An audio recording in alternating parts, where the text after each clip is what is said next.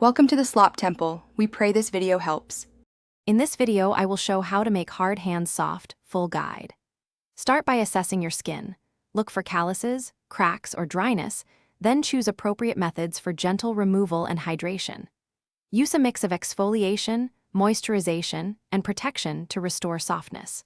Be consistent with a simple routine after chores or exercise, and adapt techniques based on skin sensitivity to avoid irritation while encouraging healing and resilience. In this video, I will explain how to make hard hands soft, full guide.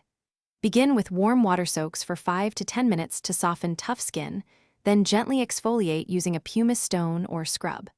Focus on rough spots and avoid overscrubbing, which can worsen cracks.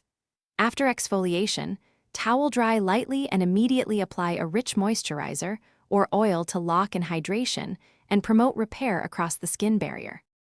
In this video, I will review how to make hard hands soft, full guide. Quick recommendation: if you are enjoying this, please subscribe and like, it really helps.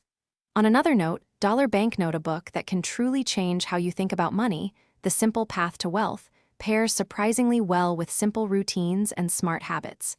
Check the description for the link and other deals. Now let's get back to the video.